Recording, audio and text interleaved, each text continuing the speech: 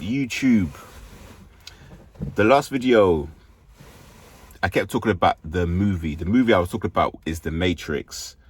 Hopefully there was a link to a clip from the film The Matrix. And The Matrix starring Keanu Reeves, and it also has in it the movie, what's his name, the famous Lawrence Fishburne as Morpheus, who plays Morpheus. Now, yeah, I kept saying The Matrix, the film. I wasn't saying it by its name. I had to watch that video back. And 2 videos ago, I did it outside, so there was a bit of disruption for the wind, which is unfortunate. But the points were made, and hopefully you got the points. That was part 2 about Erykah Badu and Andre 3000. The last video, so I'll talk about The Matrix and why that relates to the person watching these videos. Hopefully you're not a narc. My channel is not for narcs, yeah. Narcs go somewhere else. My channel is for, I will say it again, empathic beings. Some people say empaths do not exist. Empaths do exist. You know, there's light and dark in the world. We're on the side of the light. We are people who, I could link this guy who I used to watch when I first started my awakening, called Aaron Doherty, where he talks perfectly about how empaths are created and how we need to come back into our bodies because we end up going up into our minds. And he was one of the first videos when I started understanding a lot about empathy and about empaths and how we're created, because the situation he described reminded me about my upbringing, about my dysfunctional family system. And even though his parents' dynamic was similar to my parents' dynamic, mine was in the reverse, but it was the exact same thing of the kind of the bully and the empath. Obviously, in this world, you get people who are brought up right. I had a friend actually who he's recently got married, and he's had a kid, and he lives a 2.5 children life. He has a normal job, good wife. His parents were brought up were good parents. He was a good friend.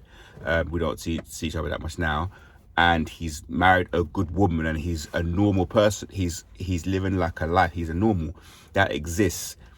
You know, there are like no curses that has been passed down to him, and he has to now break the curse. And he's got good relationship with his siblings, etc., etc. That's not the case with us. Yeah, we tend to come from dysfunctional family systems. We tend to get attracted to people who are broken, or they're attracted to us.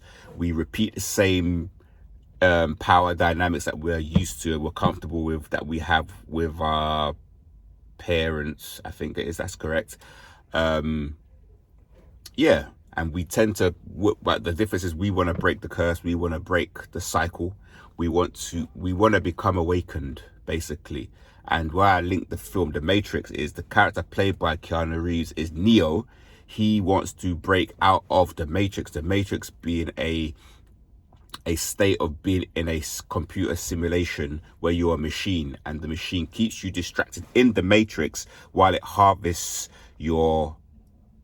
distracts you, and at the same time harvests you for energy, which is kind of what this world is. If you think about the Matrix being the idea that we go to school, we get a job, we work a 9 to 5 for someone else, make them money, and then we have kids, pay off a mortgage, and then we retire, and there's like, that's it. You know, that's the Matrix. You know, it's just that's idea, following the legal system, you know, doing everything that you're supposed to as a responsible adult. But obviously you can live that way, and that's fine. And there's also other ways of living.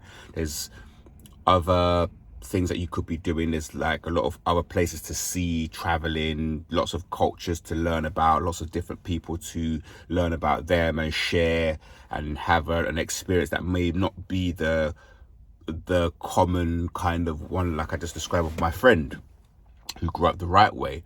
Now, in the film, Neo goes through some stages. I wrote it down now, some of them here so I don't forget, because sometimes I write things down and the video sounds a bit disjointed, and when I don't write things down, it tends to like flow a bit better and comes across a bit more natural. So I thought I'd just write some down.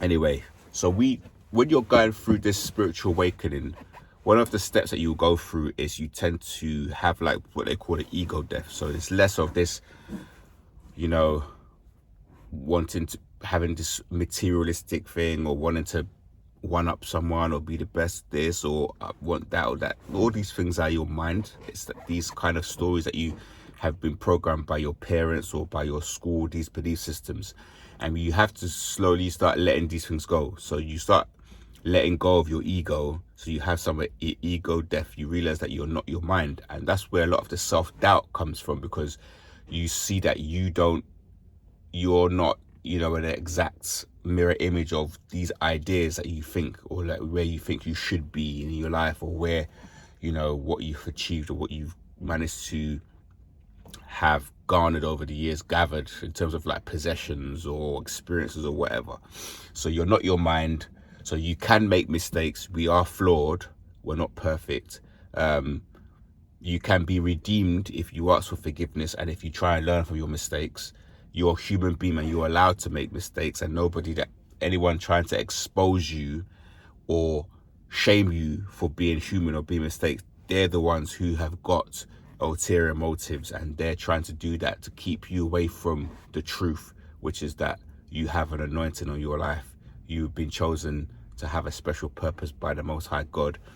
And sorry, I just back there.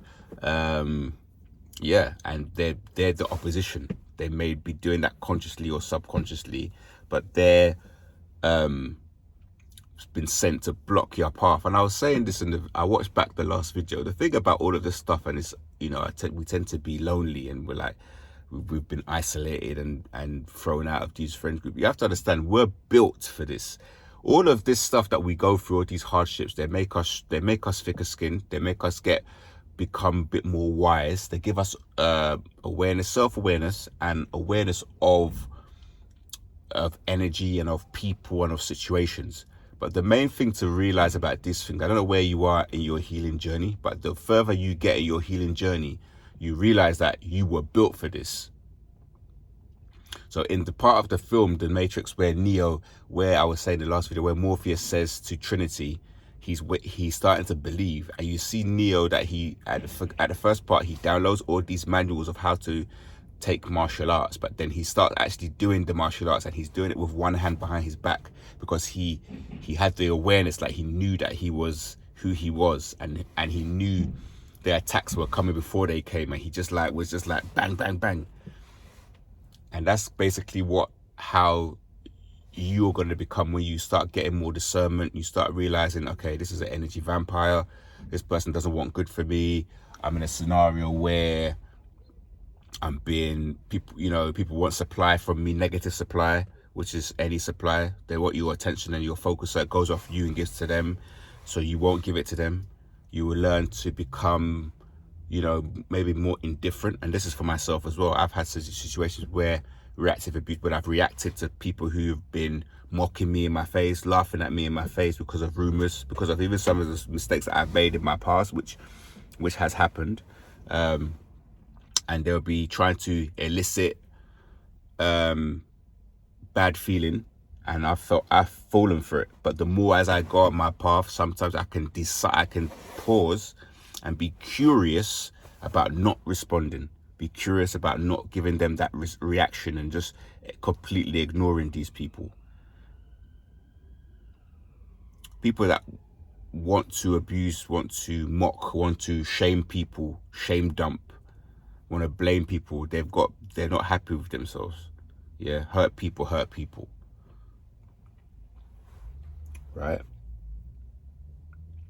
So there's that battle between good and evil in the film. So in the Matrix, where Neo is fighting the guy, and I'm talking about martial arts. Yeah, he has the self-realization.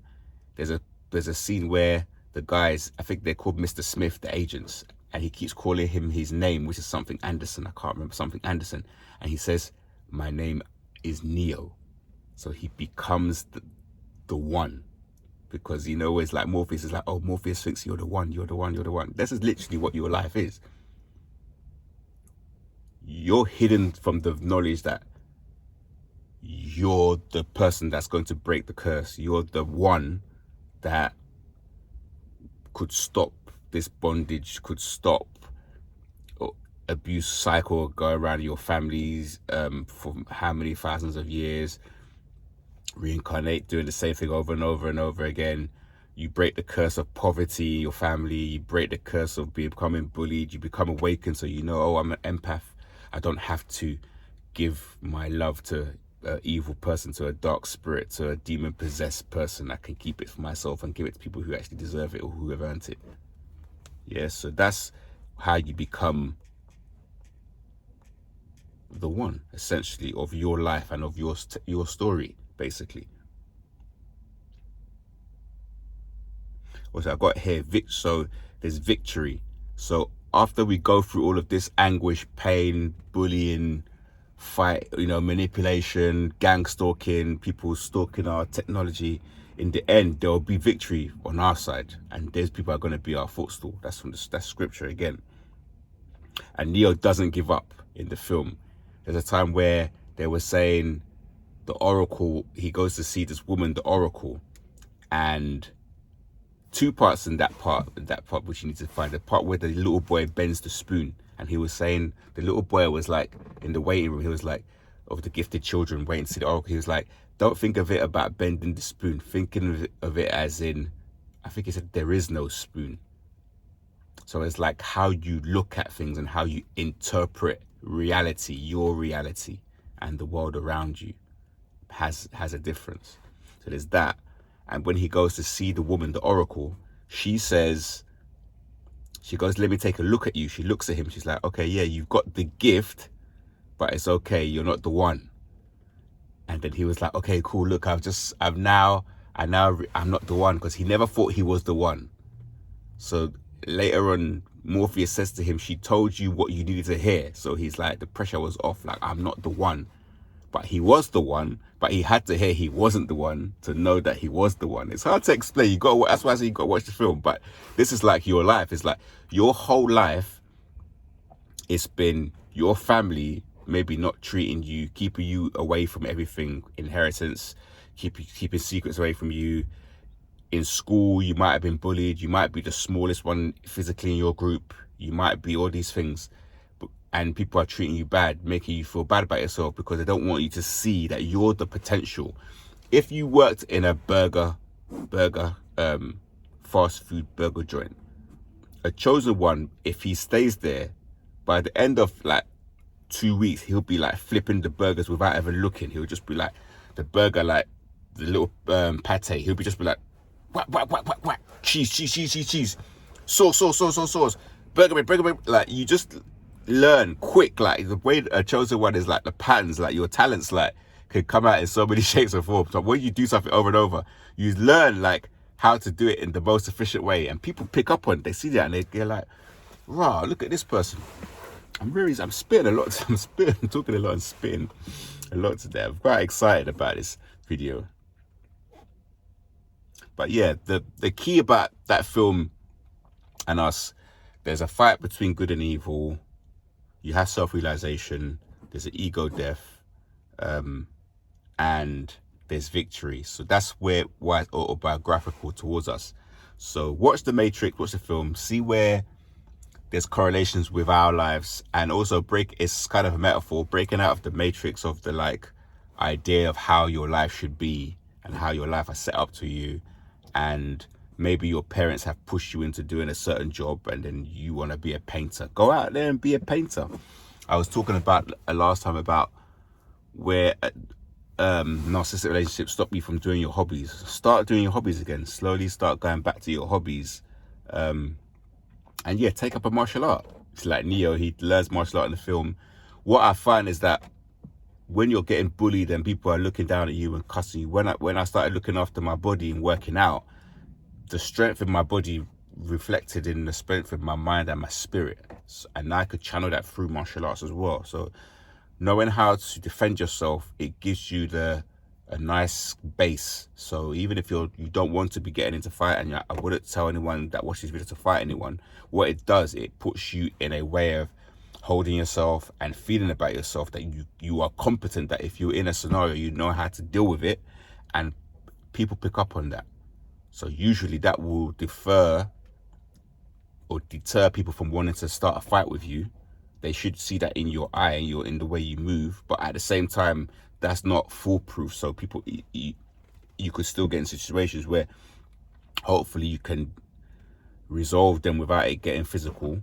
But if you need to go there, knowing that you can handle yourself is a good thing, because as an empathic being and being sensitive, you know, I mean, people tend to think they can walk all over us and stuff like this. But if they know that they can say stuff and they can gossip, but they can't actually physically touch you,